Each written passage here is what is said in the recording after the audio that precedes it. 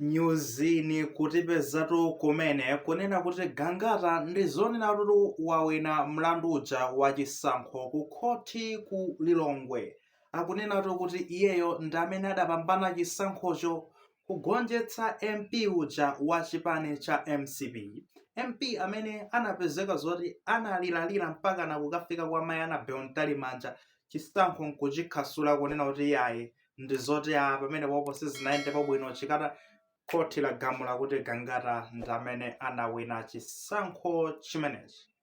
Tifotokoze motere fa nkhani yakeyo inalitu yopatsa chidwi. Pa 16 September fanzi inakaponya voti ku dera la Lilongwe Mtandire Mtsiriza kumeneno Gangata amapikisana ndi anthu ena amene afuna kuyimira pampando wawo MP kuphatikizapo George Zulu amenetu anali MP amene anayima pa ballot paper shadow MP wa chipani cha Malawi Congress Party. Kunapezeka kuti mavoti anaponyedwa ndiye kunalitu mkoke kumenekotu mpaka na mavoti anakapezeka zoti atawerengedwa Gangata anapeza mavoti okwana 12,289 pamene George Zulu anadzatsatira pambuyo pakepo ndi mavoti okwana 12,284.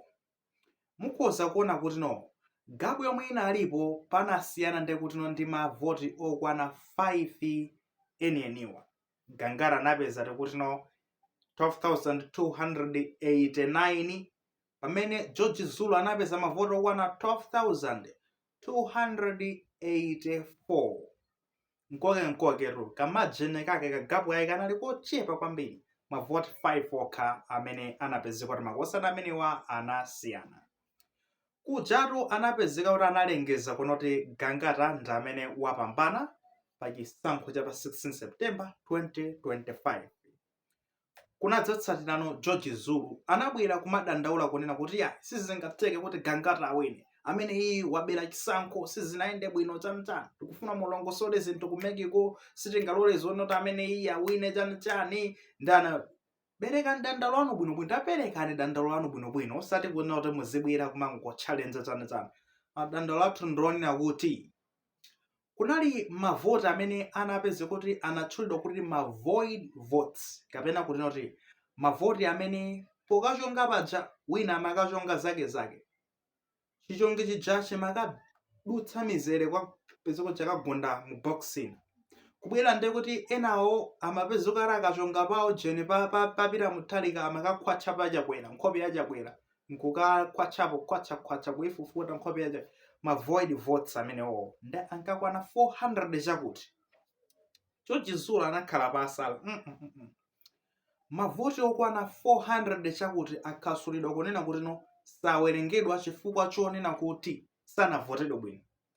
Nanga mavoti amenewo mwina muli mavoti anga ochuluka onena kuti ndisati ndatenga ndikuwaphatikiza ku mavoti angawa 12,284 ameneyi mwina ndikhoza kufika 13,000 kumposa Alfred Gangata.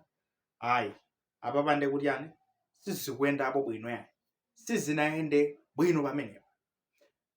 Tifuna mavoti amene achakaonekidwa fa mavoti enawo akuti ankangotengedwa basi nkumangoponyedwa uko kaya anakaoneka kuti anali mavoti yake kaya oti amaonetsa iye atachongedwa kaya kumala zoti yayi sizinaende bwino mavoti okwana 400 chakuti ndochuluka zezo sitingalole.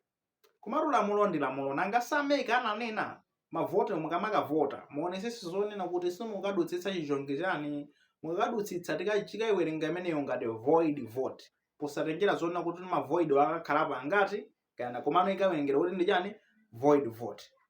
Ndiye basi ameka ataoneka bwinobwino Anabel Ntalimanja anakhala pasi ndi tima la mavoti 400 chakuti ndi ambiri konseni tikhozowerenga kuti ndi asirias ndi zina zimene zimakambidwa kuti kunabwera chani kaya kuti kunalisuka chani zambiri zimene ankakamba.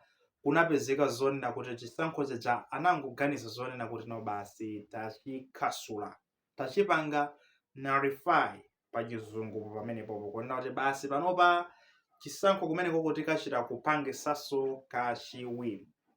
Alfred Gangata advisor leyayi this is not fair sizoona makosana wautali ku court, anapitatu ku high court ku Lilongwe. Fikani kumene kuja kunapezeka zolola dandaula. Ineyo nkhani yomwe ndabwera nayo kuno kwa jaji sizoti ndi apatali yayi. Meki kakhasule chisankho chitaponyedwa bwinobwino. Ayi, ndikuona ngati apa sizikuyendapo bwino ya. Nkhani imene ine ndikudzasuma zolena kuti no Meki sitikufuna zoti khasule chisankho zosatira zisankho. Mlandu yanga ma evidence anga maumboni anga ndi awa unikanipo ni bwinobwino a court. A court anapezeka zonera anamva. Nanga sa Meki anakamba zonena kuti ngati muli ndi milandu ndi ifeyo kuti mukuona kuti sitidayendetse bwino, titengereni ku court ndimene likalowererepo. Gangara anamvera zimenezo nkupita ku court. Fikani ku court kujatu ndi kumene kumapezeka zonena kuti nkhanicha inayamba. Ndeti ukambaro cha mu September, pa 16 September 40 taponyedwa, panapita fikani manthawi imene amalengeza, atangolengeza kumene ndi mmene kumapezekano zimene zizabwera. Ndi ku court kujaku amene amayiweruza ku high court lalikulu mdziko munomu high court, amene amaweruza nkhani imene anali judge Simeon Ndedza. Amene iyo anapezeka zonoti no nkhanicha waimva kumva mbali ya uku ya George Zulu, kumva mbali ya Gangata, kumva mbali ya Meki, zinthu ngati zimene zotsala baba.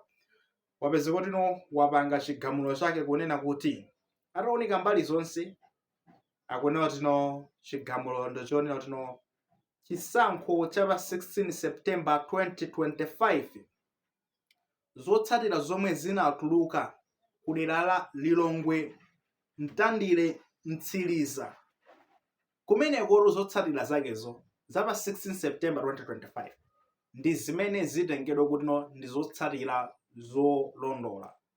Tepatsa zikafika pa jaji amatenga no hamala ija ndikuzakhoma no ko chigamulo chatane chaperekedwa.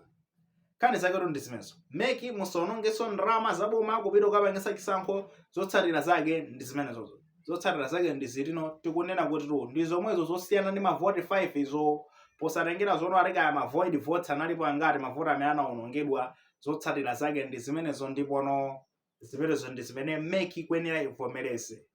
Nde zotsatirazo likazitenga amene anawina ndi Gangata. Kuwina kumeneko kwa mpangitsano Gangata kuti akhale MP wa dera la Lilongwe Mtandire Mtsiriza.